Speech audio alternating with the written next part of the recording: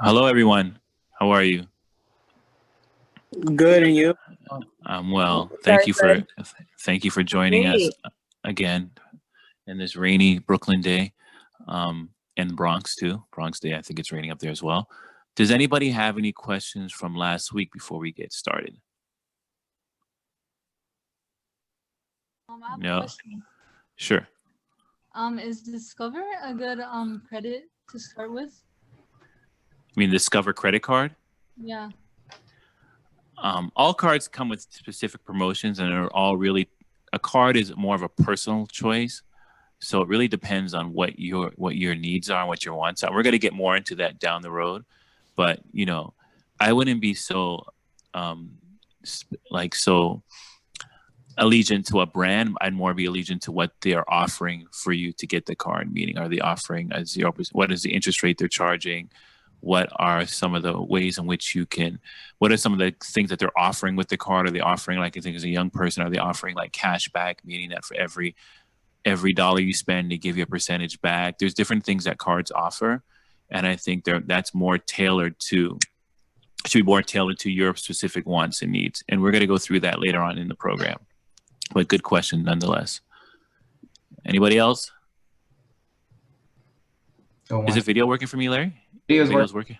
Okay, cool. So if you want, I can't see myself, so I don't know if the angle is right or what's happening. John, if you want to point the camera a little higher and to the right. Other right. For you, yeah, perfect. Cool. Okay.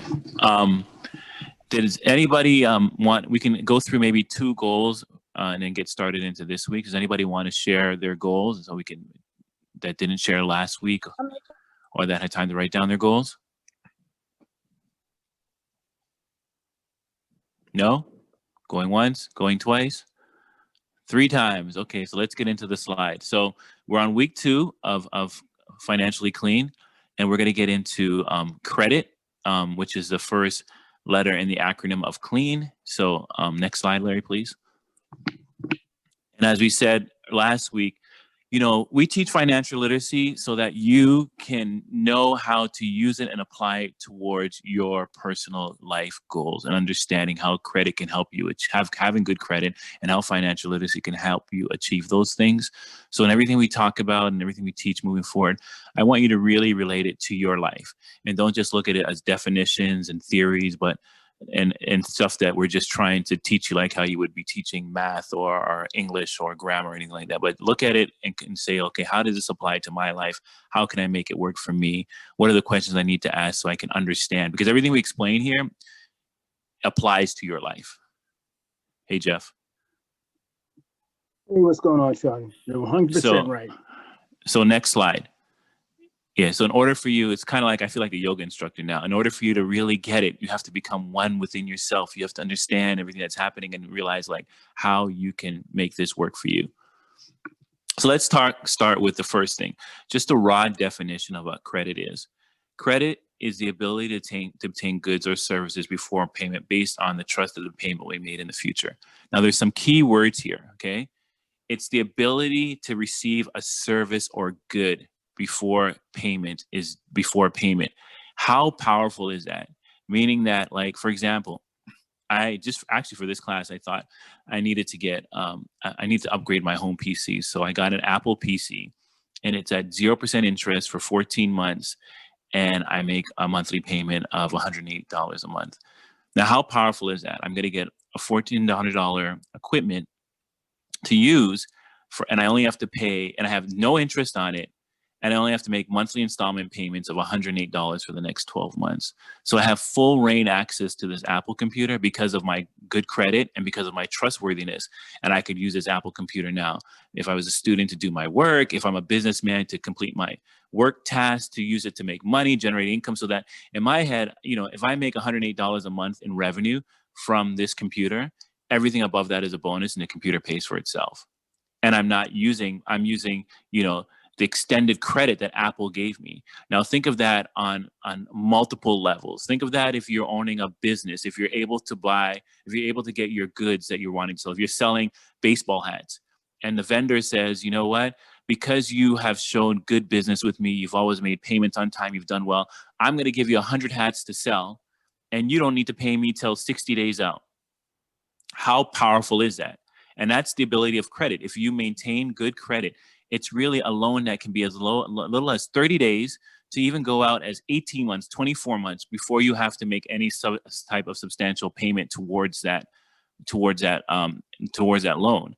And if used right, and this is what we have to understand in our community, like if we use credit in the way it's supposed to be used, to leverage, to uplift ourselves, to better ourselves, to move forward, then we'll take full advantage of credit. And it gets into the game of using other people's money to make money. Does everybody understand that? Did I go too fast? Am I clear? Because you really have to capture this concept. Because a lot of times what people teach us about credit, oh, it's used to go to Macy's, or that may be a little dated, I sound like a boomer, or it's used to go to Zara, or it's used to go to buy online and shop buy the latest sneakers, buy the latest clothes, and then we just have to pay it, or we miss the payment, or we pay the interest. No, if you really want to use credit to uplift yourself, you have to understand of it what the tool should be used for. The ability to get goods or services without having to pay anything up front. Yeah, Sean, another way of saying it would be to spend tomorrow's money today, and the cards and loans for the consumer is banking on you utilizing it for trinkets and shiny objects or fashionable names. Where in here at this class, we're gonna hopefully give you the discipline and teach you how to utilize it to your advantage and a business sense. And now the second half of what the definition is just as important as the first, which is trust the payment will be made in the future. So this individual, this company is giving you product or giving you service XYZ, and the trust that you're going to pay them back. It's not a gift, and that's what people think with credit too. It's not something they're giving to you, and the trust that you're going to adhere to the terms of the agreement that you both agreed on. And once you continue to do that, what happens is people will see that, and we'll talk about how they will see it, that you are one person that's trustworthy, and is paying credit back on time, getting monies, getting services, and continue to make good payments. And people will continue to lend you more money, give you more money, have trust in you, have belief in you, allow you to, and that will help you grow. Hands up if you understand what I'm saying.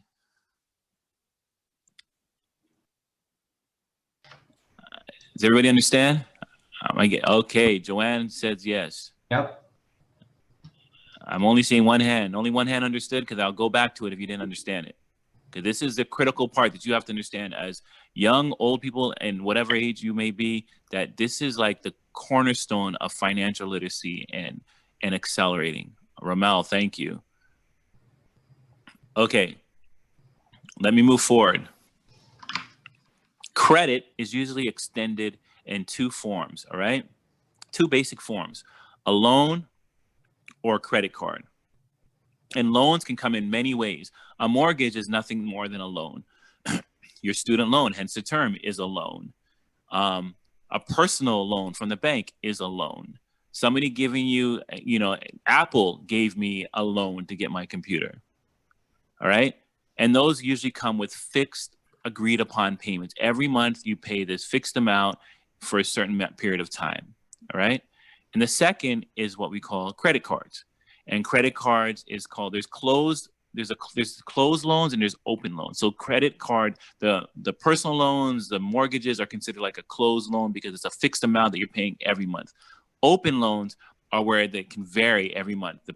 You can owe $1 this month, $100 next month, $200 next month, and so forth and so forth. And those are called open because they'll extend you a certain balance, which we call a credit limit. And within that, you're allowed to spend within that limit. All right. And those are called credit cards. And a lot of us have been taught, a credit card is just to buy stuff, go to restaurants, buy stuff go on trips with it, have fancy, buy expensive items, and then don't worry about it.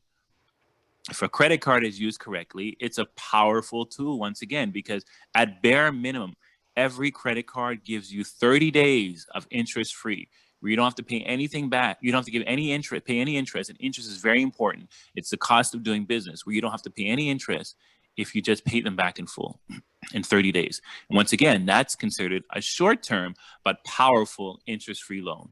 Are you with me again? Can I get some hands up? No hands up? You guys are lost? They're holding hands up. They're I'm not signaling saying, yes. okay, wonderful. Raise your hands in the toolbar, but you can also just, tell us in the chat. Yeah, okay. So I'm seeing the hands now. So what I just mentioned earlier, it's a revolving or installment loan. That's the same thing as open or closed. Revolving mean it's ongoing, it changes, it fluctuates every month. Installment means it's a fixed amount. Now here's the wealth mindset. The difference between a wealth-minded thinker, and a not so wealth-minded thinking is that you just realize you have this, your whole world should open up right now based on what we just talked about. Because you have the ability to use other people's money to work for you. And no matter how wealthy you get, you stick with that core principle. You're always looking to leverage your credit, leverage your relationships to grow yourself. Does that make sense? Yes. Okay. That's where your mind has to now start thinking. If I'm a painter, if I'm an artist, I have to make sure that people believe in me, people are looking to invest in me, and I'm willing to invest in myself, and I'm going to leverage other people's money, credit other resources to grow myself and grow my brand.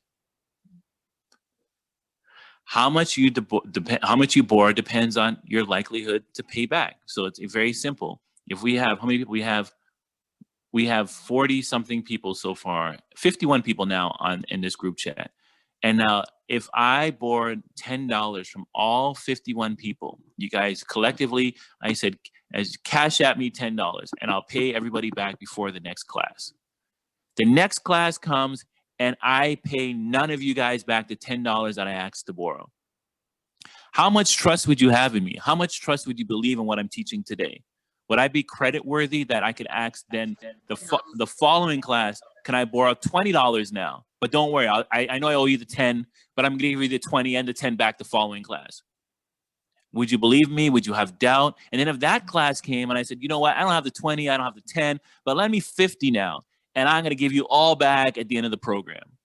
What would the likelihood that I would be collecting that money back? That you would be lending me that money?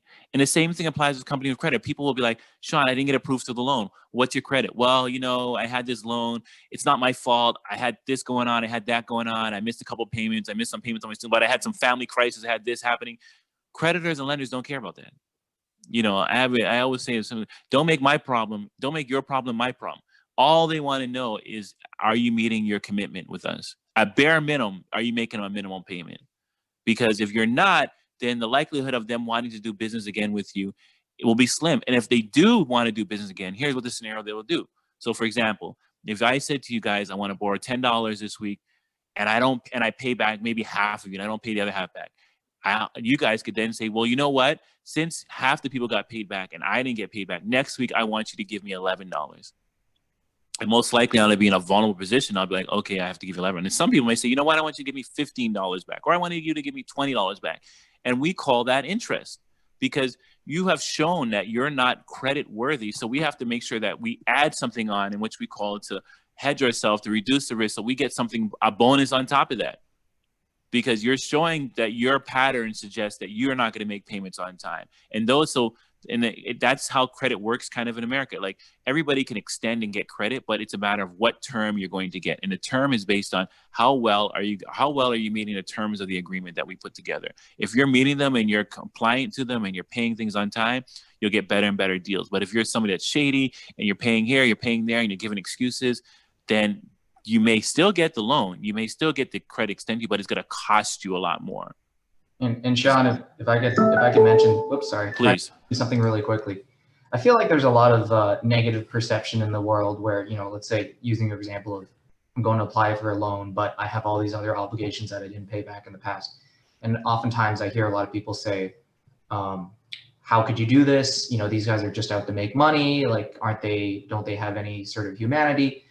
Well, the function of a bank, the function of a lender is to make money, yes, but for them, two things. One, their goal is to figure out the risk of lending you money, right? And if your profile, as Sean said, doesn't shake out, if you don't have that credit worthiness, I mean, they've got a living too, and they have to make money. And honestly, a lot of the margins that banks make these days are very thin, or in the sort of single digits. So they don't have a lot of room just to give money away. Secondly, they have more incentive as a lender to keep you on board. You know, they're not trying to put you guys in debt and keep you bankrupt. Now, let's not get into the moral debates because there's a gray area there.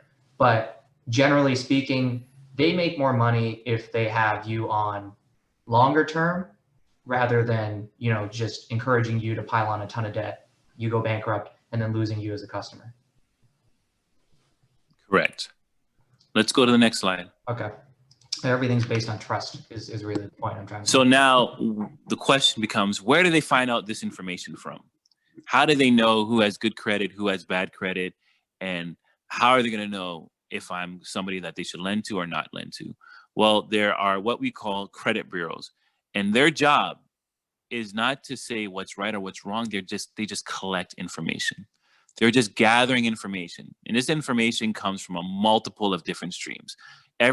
Basically everything that is tied to your every time you give somebody your tax ID, your social security number, there's a potential could affect your credit report or will become onto your credit report, right? Does everybody understand that? So there are 3 bureaus that independently, they don't work together. It's like McDonald's, Wendy's, and Burger King.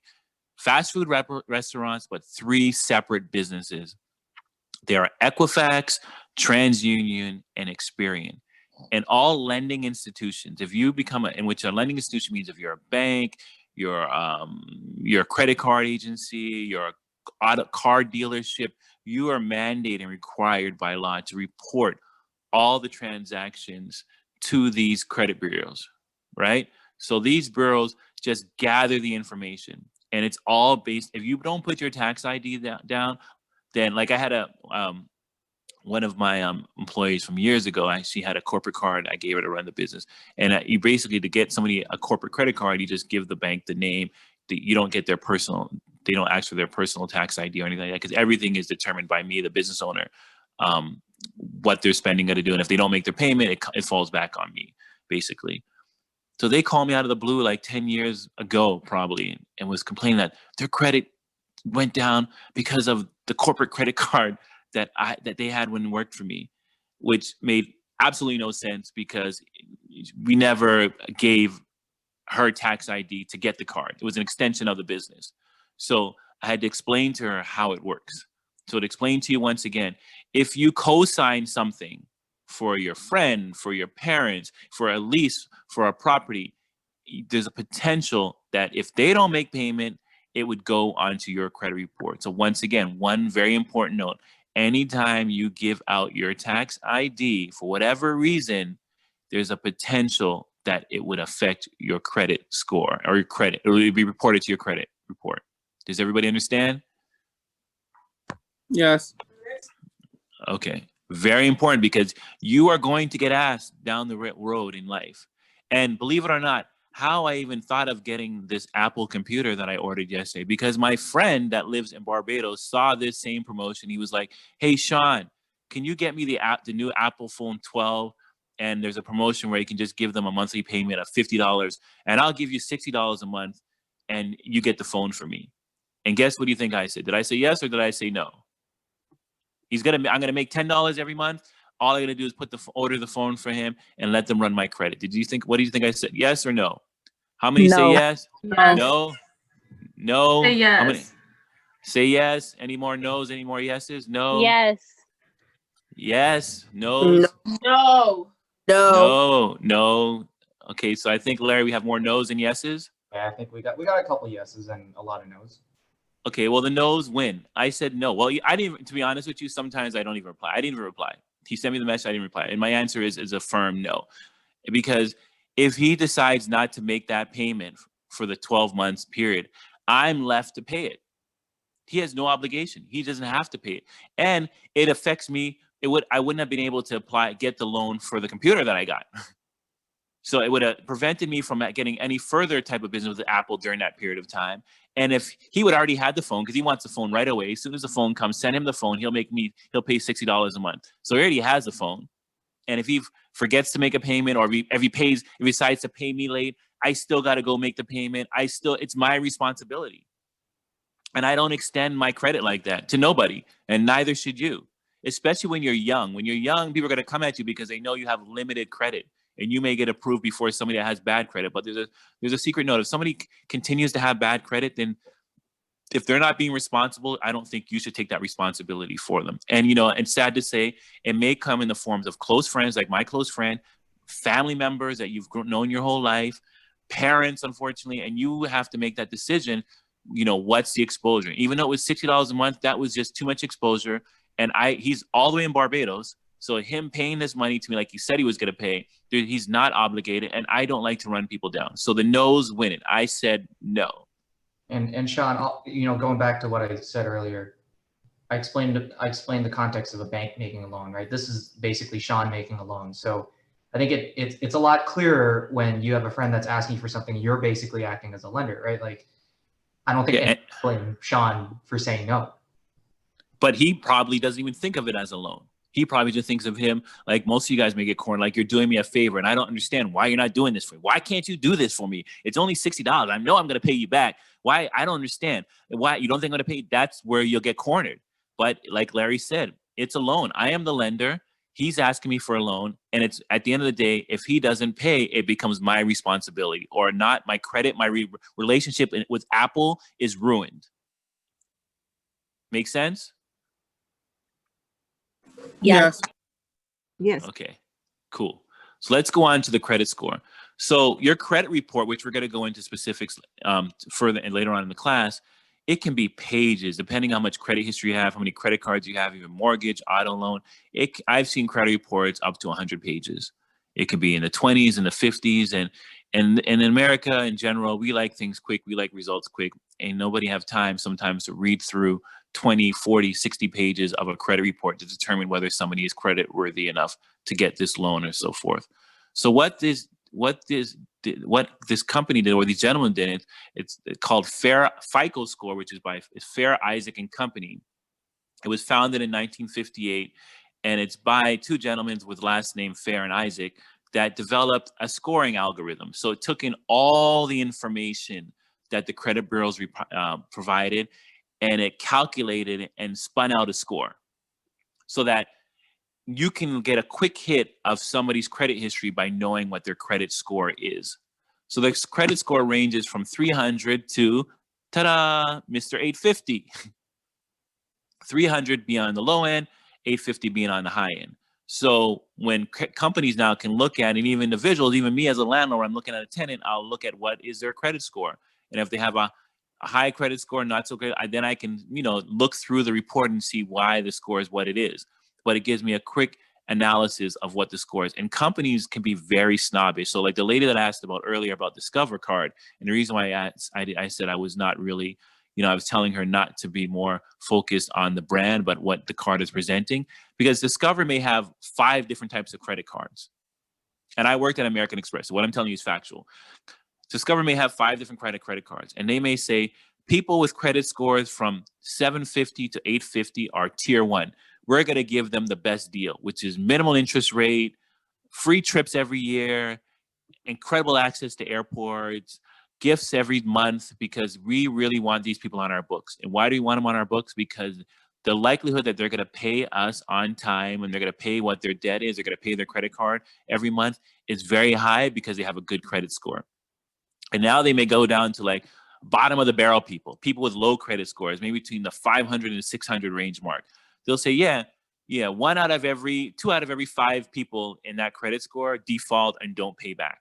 So we have to put in a calculation that will account for those people, so the other 3 people can pick up the slack for the other 2 people that are not paying. Meaning then we got to charge those people a higher interest rate because they may not pay back in time. We already know that 2 out of the 5 aren't going to make payment. We can't give them all these gifts. We can't give them all these terms. We're just going to give them a deal and we're gonna minimize their limit. So whatever, if they default, we're only gonna lose $500 on them, maybe $1,000. But while the people with 850 credit score, a great credit score, we'll give them a $10,000 credit line. But the other people that have bad credit, $500, no gifts, 29% interest every month. So this is ways, credit scores are ways for companies can analyze and say, who are we going to give the best deals to? Who are we just going to exclude? Maybe there's people I know American Express, when I worked, they're very notorious for just like, if you don't have over a 700 credit score, we don't even want to look at you. We immediately get cut out. You don't make the cut. So all these great offers, you're not even privy to because your credit score is bad. So if you like having a bad credit score or not paying on time, in essence, does you such a disservice. It excludes you from being part of this membership that is like open to so many privileges. Like, for example, I got an offer from American Express just yesterday where they're doing this Zoom class private for Platinum Amex members where they're having us one-on-one with a personal chef during the COVID time to learn how to cook these meals that we'd get at restaurants and certain things. And, I signed up with it for my son and it's free, and, it's such a great gift. I'm going to have a Zoom call with a chef and he's going to teach me certain things on how to cook. And it's all because of my great credit history, my relationship with American Express. And the card that I have with them is a platinum card. It's more of a travel card. So they acknowledge the fact that I can't be traveling as much during COVID. So let's spice it up and give him something that'll make him feel happy. And I'm like, a personal chef calling me, explaining me how to cook certain things, I think is great. So those are like the benefits of good credit. Any questions? We got 2 quick questions in the chat, and I can go ahead, Larry. You can answer them really quickly. And Sean, if you want to add, or Mr. If you want to add anything, go for it. But one of the questions, it's a good question. What if I don't have a credit score? Because I don't have credit. Well, it's never too late. Is really the answer. And I think a lot of people, when I started out in college, and I moved to America from Canada, right? So credit scores don't usually transfer between countries. So I came to America and I didn't have anything when I started college. And a lot of things, you can do a couple things. Obviously you get a bank account. And once you have a bank account, right, you can get a secured card. And what a secured card is basically a card that is secured, like has security by the deposits that you have with that bank. So if you don't pay, they take it out of your bank account, right? So for them, it's sort of like a risk-free way. It's like, okay, we'll extend you spending power, but if you go above this limit or you don't pay it back, we're going to draw it out of your bank account, right? So that's a good way for you to start out. Other cards, I would say, as Sean said, there are tiers. And so in the beginning, you might have to sign up for a lower tier card that has fewer benefits, but the benefit of that is oftentimes lower tier cards don't have fees. So you might get a worse deal, but it's easier to get those cards, and over time you'll build up that credit. And it honestly doesn't take that long. Another question is, and just to add what Larry's saying, and the earlier you establish credit, it's called credit history, the better off you'll be down the road. And like Larry said, you can always get a minimal balance card. And if you don't even get one, you can get a card where you can put $100 up front, and it's a secured credit card, meaning that you put the money up front and you use it as a credit card. And it's kind of like, my son is on a walker. It's kind of like training wheels, a walker to get an actual credit card. So everybody on this call can get a secured credit card, even if they don't, and meaning that you can put $100 up on the card and you spend 100, and you put 100 up, you spend 100, and you probably do that for a few months, and they see that you're making back the payments on time. Then they'll expend you an unsecured credit, which is like a normal credit card, where then now they'll probably start you off at a minimum of $500 and see how well you pay that off every month. And another sort of corollary question, someone said, what if you have student loans, right? Well, loans is a form of credit, right? Anyone that's giving you money is a form of credit. So having your student loan, and if you can pay off your student loan, or you can at least make the interest payments or the minimum payment, anything that you can do will help your credit, right? And I think the last question I'll say is, people ask about offers. Not all offers are bad. I think Sean and I will acknowledge, and probably Mr. 850 as well, acknowledge that we take advantage of offers when we can. Again, the decision's up to you, right? If a credit card goes, sign up for a credit card, we've got a $500 fee, but we'll give you 100,000 air miles, right? Up front. That sounds great, but if you can't afford the $500 fee, it's going to hit you in the long term. So we'll get into more of that in the next class, but it's a decision you got to weigh. Not all offers are bad, but yes, like they're designed to make you want to sign up. Correct. Go for it, John. All right. Let's go to the next slide. The factors that determining a credit score. So Fair Isaac, the credit score that we talked about, which ranged from 300 to 850, it's like, I make the simple comparison. It's like the secret sauce of the Big Mac, or how to make that KFC chicken. We've all tried to make KFC chicken at home, and we never get it right. Close, but it's never the same thing. It's the original recipe that we don't know. So Fair Isaac, they're a publicly traded company, meaning that they're on the New York Stock Exchange. They're a for-profit company. They give the score to make money. They sell the score to banks. Every time a bank or me as a landlord, we ask somebody for their credit score, Fair Isaac charges for that score. That's how they make money. And they do not give out the formula and how they calculate that score, because if they did, then everybody else would be doing it and they would have no purpose. So they sell that. These bureaus, if we explain it to Experian, Equifax, and TransUnion, collect the data. Fico Score takes the data and determines a score from it. Once again, all different companies working independently, all right? But Fair Isaac kind of supports them by giving them the summation of their scores for each bureau. Does that make sense, or am I going too fast? Yeah. Can you explain that again? Makes sense. Okay, so Fair Isaac Credit Score is an independent company. Let's call Fair Isaac the potato company that makes the French fries for both McDonald's, Wendy's, and Burger King. They probably buy their potatoes from the same guy, but they make their own independent fries. Does that make sense? Yes. Right. So Fair Isaac sells them the potatoes, sells them the credit score, and then the bureaus, Experian, Equifax, and TransUnion, their competitors against each other, then pass those scores on to people like you and I, banks, lending institutions, whoever. Make sense? Makes sense. Cool. So when you meet, and the reason why this is important, so when you meet somebody, and you will meet these people that say, oh, I can tell you what will make your credit score go up by 30 points. What will make it go, and if you do this, it'll go down by 80 points.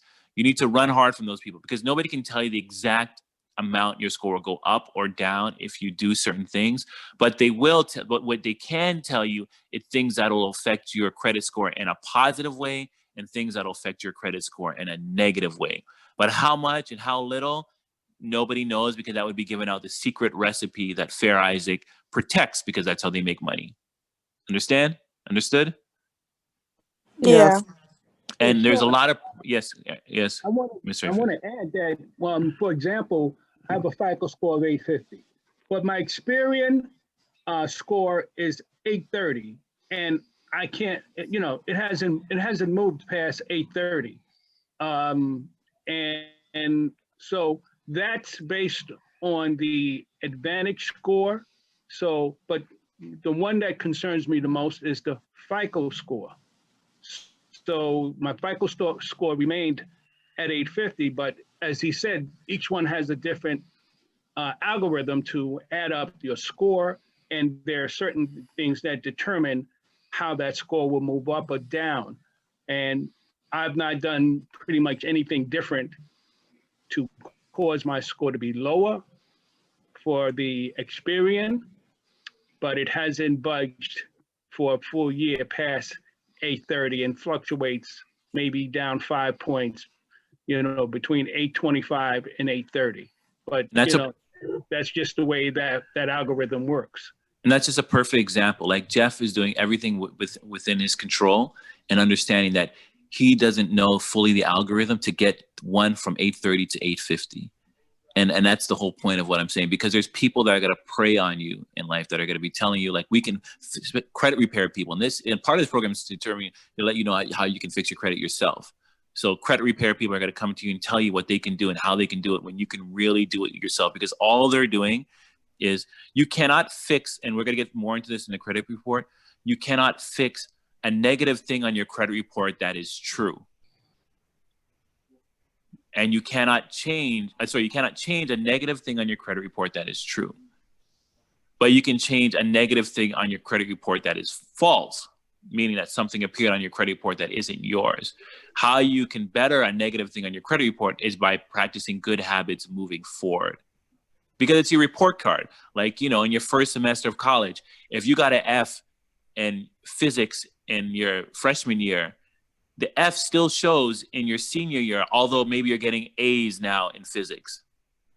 It'll still be there, but it may not weigh as much because you can say, well, look, yeah, my freshman year I was getting an F, but look, in my senior year now, I'm getting all A's in physics. Make sense? Yeah, and Sean, if they're going to get their cards now, they can get, let's say, if they get 3 cards, maybe 4 cards now, they get their inquiries done with, and inquiries only show up as hard inquiries when you pursue the card. But if the card company pursues you in terms of sending you a solicitation in the mail, many of those are soft inquiries and don't show up on your credit score. So exactly. We're getting a little ahead of ourselves, but exactly to Jeff's point, and we're going to get there at the end of this slide. Yeah, and I'll say one thing really quickly because we got a bunch of questions that are popping up on the chat. We don't have time to answer every single one or just be a Q&A, but all I'm going to say is if it's a lot of them are related to credit and sort of what goes into your score and what happens if XYZ happens. I find that, I don't know if you guys use, but a lot of those services, banks have started doing it, but things like Credit Karma, those services are completely free. You sign up and yes, like you provide your information if you're comfortable with the security there, but it's a very reputable organization in my opinion that a lot of people use. And you can see an estimate of your credit score and you can see an estimate of the factors these factors that you're seeing right now that affect your credit score, right? So you can see specifically why, it went down this month or why it's lower than what you expected. And it'll suggest steps you can take to fix it. So if there's specific questions, I would defer actually to those services, whether it's a bank or whether it's one of these third-party services to answer those specific questions. Correct. So let's talk about what you have within your control when determining and making sure you have a favorable credit score. Okay, these are things you have within your control. These are things that you should be focused on. Your payment history. How well do you pay on time? And now with credit cards especially, you're given options. You can pay a minimum payment. You can pay above the minimum, or you can pay in full. I strongly suggest to pay in full every month. Spend what you can afford to pay back month to month. Or if you can't, pay above the minimum, because the word I love to use throughout the program, you hear me say a lot, is desperation. If you're just making minimum payments or making no payments, you're looking desperate to the banks and they're getting very nervous about you. Like, oh my God, well, should we lend this person more money? What should we do? They're only making minimum payments. All right. So people discuss, when a lot of us in our community always talk about like ways in which to fix and what if this, what if that scenario. Like if you focus on what's within your control, all those questions go away. So the most important thing is to pay on time and pay what you can and only spend what you can afford. Now, the other thing that amounts owed, which I just got into, it's called credit utilization rate. And the 30% means that if the bank gives you a loan and says, we'll give you a credit card with $100 balance, and you're only using every month $30 of that, $20, $30 to the bank, that looks great because it tells the bank like, oh, you're not even using all the credit that we're giving you and you're paying it off comfortably, to show that you're a reliable client. You're not somebody that spends over their limits, and there's somebody that they can trust. Now, if that utilization rate goes up to like 95, meaning that we give you $100 and every month your balance is at $95, $98, $99, that shows to the bank, it shows, once again, they're getting kind of nervous. It shows some form of desperation that you're maxing out the cards. And, we hear a lot in our community, oh, my cards are maxed out. I can't do anything. I got maxed out cards. Like it's an okay thing. It's a wrong thing to max out credit cards. It's something that you need to distill from your mind because it actually works against you. And it looks, once again, that they're not going to extend. Why would I give somebody further credit where they're already maxing out the credit that we've given to them? So, length of credit history. This is something that, you know, like I mentioned, the earlier you start with your credit, and this is back to the person that said, what if we have no credit? Then you need to establish credit. And it can be as small as a secured $100, $200 credit card to working your way up to a $500 credit card to your student loans, like Larry mentioned. And it's making those payments, back to what I said, on time and when they're due, and not overextending yourself, because the longer history you have, the better you're gonna look. The banks are looking at how risky are you. And if you can show 5 years, 2 years, 10 years of credit history, makes them feel, okay, this person is someone that we can work with. No credit doesn't mean good credit. And that's a misconception that I had when I had no credit. I'd be like, well, I've never done anything wrong. No credit does not mean good credit. No credit means that you're just as uncertain as the person that has bad credit, because they know nothing about you. They don't know your history. It's like it's like getting into college without sending any transcripts. We don't know how well you're going to perform in these courses unless we see your transcript and a history of how well you learn. So it's establishing credit, once again, is very important. Credit mix. What that means is that, and I have to always do this myself, that you have an assortment of different types of credit, because to the bank, it looks like, okay, you had credit cards, you paid those on time. You had student loans, you made those on time. You had a mortgage, you paid that on time. You had loans, auto loans, you paid those well. It shows that you can handle different forms of credit. And I myself, I'm more in the credit cards and mortgages. And, you know, so I have to, sometimes that'll pop up my credit card, not enough mixes. They want me to show more type of credit mixes to push my score where Mr. 850s is. So my score always hovers around like between 790 and 810, somewhere around there. Okay, so now recent inquiries. This is what Jeff was mentioning earlier, hard inquiries and soft inquiries. I don't know if any of you are old enough or any of you have gotten like credit card offers in the mail. Yes? Or just credit offers in the mail? Anybody's ever gotten them before? Yeah. Yeah.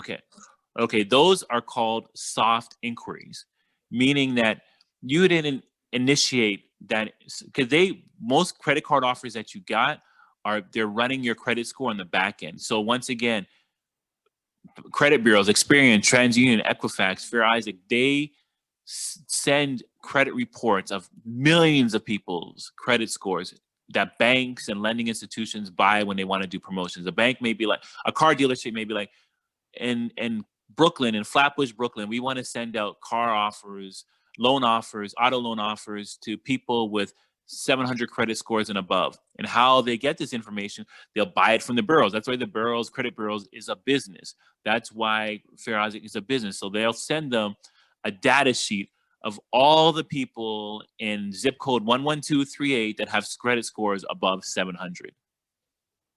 And then what the auto loan company will do, when you see a new auto loan company open up in your neighborhood, sometimes you're surprised you get something in the mail, or you get probably get an email or something like that. So what does that mean is that they bought a report that shows all the people with X credit score that they would do business with and lend money to, and give them a car loan to.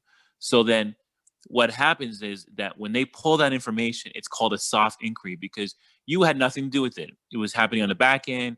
It was them asking for a collection of different people based on different scores. And that does not affect your credit score. Does everybody understand? Sorry, I keep asking it just because more in live classes, I can see people's reactions and facial reactions without understanding, but now I'm just looking at a screen. So I just want to make sure that you guys understand what a soft inquiry is. Everybody understands? Yeah. Okay. Yes. Yes. Cool. Yes. Hard inquiry is, this is what people always ask me, if they run my credit report, is that going to hurt my credit score? So hard inquiry means now that you yourself has initiated an inquiry into your credit, meaning that you applied for a student loan, you applied for a credit card, you applied for a mortgage, you initiated the inquiry for somebody to check your credit report. You're applying for an apartment, okay? Those things are called hard inquiries. Now, do I encourage them or discouraging them? I mean, they're part of doing business. I say you manage it as best as you can. And like one thing I told one of my friends of mine that was looking to buy a property, and she was like, I'm looking at multiple banks. How should I do it? And I always tell them my report card. Like, I'll tell the bank before they run my credit. Here's my credit score. Here's what it is. Based on that, what kind of deal are you going to give me? When I apply for auto loan, here's my credit scores. And then ask them, what would the deal be based on my credit score? And some of them want to run your credit first because they want to get you, they want to buy you into them. They want to make you like somewhat committed to doing the deal. And you just have to push back and resist a little until you get all the deals on the table. And once you get all the deals on the table, you say, okay, deal number one from auto loan or bank A is the best one that I like. Then you tell bank A to run your credit. So instead of 5, 7 different people running your credit, it'll only be one person running your credit. So you kind of have to manage how many people are running, because the more people that run your credit, especially during a specific period of time, to the bank, to the creditors, to your score, it looks, again, back to my favorite word, it looks like a form of desperation, that you're running around from place to place looking for somebody to approve you. And that brings down your score. Do I know how much? No. But I do know it's a negative effect on your credit score. But myself included, I have to let people run hard inquiries on my credit if I want to obtain loans, I want to obtain mortgage, or I want to further myself. But I have to just manage it correctly. And you can see on the little image on the side, on the right side, right? We don't know exactly what it is, but we know it's a very small part. It's about 10%. It factors into about 10% of your total credit score, both hard and soft inquiries. We have a couple questions of like how these hard inquiries go away. So they, again, like all answers that we've given today, it goes away with time. The soft ones may not appear. The hard ones may stay on your, account for 2, 3, maybe more years. But like, again, those services, like the Credit Karma ones, if you go on there, it'll tell you, oh, this inquiry will go off your books by October 2022, like something like that. And then so you'll know, right? And so you can space them out appropriately so you don't have like 5 or 6 hanging out at the same time. Exactly. And look who it's brought to you by, the chart. It's Fico Score. So Fico puts this out there. And once again, they just give you suggestions of the percentage. They don't tell the exact amount. And they're the ones that created this score. And they're not telling you because, once again, it's proprietary. If they tell you, then everybody's going to know the secret sauce to their formula. So they're just giving you a high-end percentage of how much it's affected by not doing these, by what makes up your credit score. So 35% of your credit score is determined by how well you pay on time. The other 30% is by your utilization rate that we talked about. How much do you owe? Are you capped out? Are you maxed out? Another 10%, which is what I get all the time, is my credit mix. Or I have, what kind of loans do I have? Student loans, auto loan, mortgages, credit cards. How well is my mix? Another 15% is your length of history, right? And then the final 10% is your credit, new credit. Next. Okay, how much time do you have left, Larry? We are coming up to the hour, so I think we should wrap up pretty quickly, but this we can do quickly. Okay. So the difference between credit scores, which Larry mentioned earlier, and actually, sorry, Jeff mentioned. Remember, TransUnion, Experian, and Equifax are independent, getting different feeds. And sometimes, depending on when everybody doesn't receive the feed at the same time. Like, I don't know, Target may send its feed at the beginning of the month. Chase Bank may send it at the middle of the month. Bank of America may send it at the end of the month. Gap may send the feed at the second week of the month. So being that is that when these scores are calculated, they're calculated at different periods. So that's why sometimes you're not going to see, like, amongst all 3 bureaus the exact same score. And sometimes the feeds are not collecting all the data that should be collected in everyone. So you may see scores that are not aligned from the 3 different bureaus. It doesn't mean that they're wrong. It just doesn't mean that they're not all on the same real time. So you just have to be mindful if there's a huge disparity. For example, if where it said 717, if TransUnion said 600 and the other one said 6706, 717, you need to pull a TransUnion credit report and find out if there's an error in it, if something is wrong with it, and why is this one so much lower than the one in the middle. Like, even when I pull my credit report, I always like my credit report pulled around the 3rd week of the month, because by that time, all my credit card payments are due within the first 9 days of every month. And by the 12th, 14th day, it shows like next to a 0 balance. So if you pull because I pile them up every month, put a lot on, and pay them off in full every month, because I use them for everything. We'll talk about that later. So if you pull my credit report, say in the 3rd, 4th day of the month, you may say, oh my God, you have so much, all these credit cards have these balances, but then 2 weeks later, you'll see that they're all at 0. So, you have to kind of know when is the best time to pull your credit report. Or you can even tell the lender, pull it again in a couple of weeks. I'm sure it'll show different. And it goes on your point, Sean. If you see a mistake, and mistakes happen, right? They're not perfect. If you see a mistake, if you see something that's missing, if you see something that's wrong, you, as Sean said, get that report, figure out what's wrong, and literally reach out to them. Like, they have options on the website to file a dispute, right? The last thing is for you to apply to a credit card and you actually have a 717 and people think you have a 600, right? So I've even had situations where I've screwed up, well, debatable, right? They're gray area situations. You might have situations where, for example, I bought a guitar and I used financing on it. But sometimes if someone offers you a loan, they get sold, they get exchanged. So let's say Capital One might sell it to Synchrony Bank or another bank. And when they sell it, you may have put in an auto payment online that withdraws from your bank account every month to pay it. But that might stop when they sell the account because they don't transfer all the information over. And it's technically up to you to keep up with that. And I didn't read the email. And so I started accumulating a bunch of interest. And it wasn't a lot, but I started accumulating a bunch of interest. And how I knew it was because I went on Credit Karma and I saw my credit score dip a lot in 1 month. And I said, what's going on? So I go on, I check it, I talk to them, they tell me what's going on. And I said, well, you guys didn't do a good job of notifying me. And as you can see, I've made all my payments before this. You can see that I've got more than enough money to pay it off in full. And I just paid everything off once I saw it, like everything outstanding. I was just like, I'm going to pay it off. And I went back to them. I said, here's the evidence. I'll leave it up to you. And they took it off my credit report.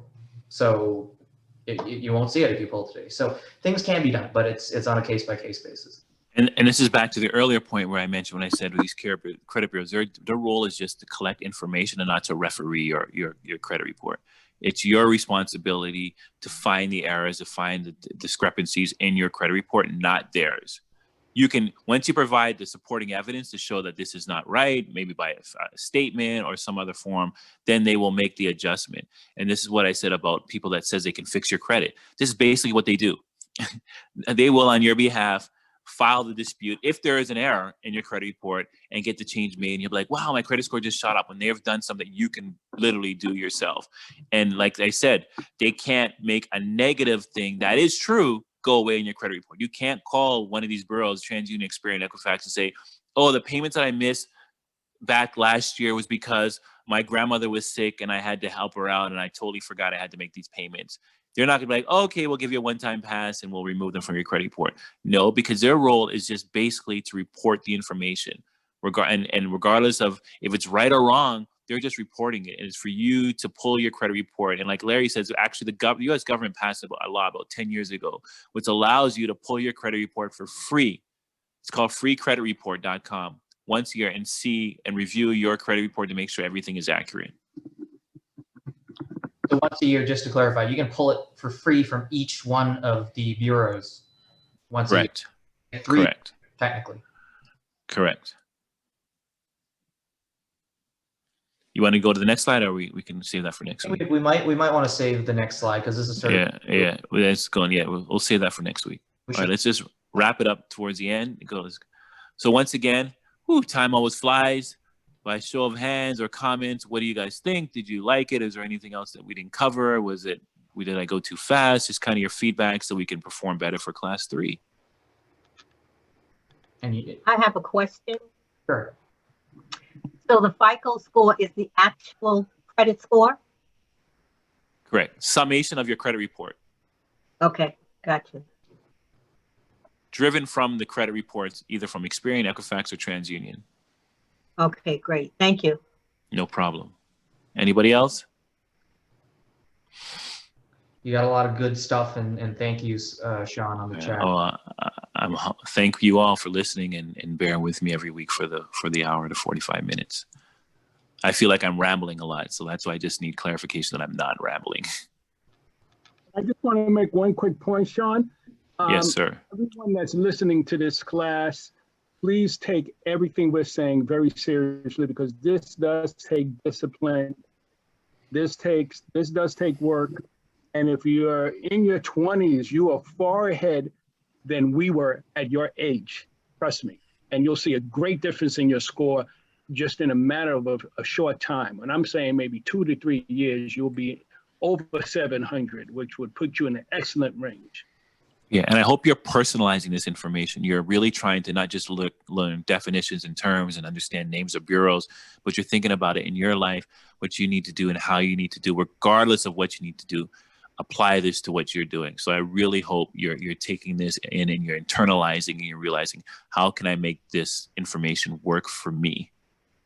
And if just to wrap things up, if any of you guys have any more questions, I mean, feel free to ask them in the next class, but you see it here, we have our social media links. Feel free to post questions there. Feel free to send us a message directly. We will try our best to reply to everything. You can listen to our podcast, which is going to have more detail. We can't cover everything in 45 minutes, right? So just keep tabs on us and stay along for the next couple of weeks, and we'll try to answer as many as we can.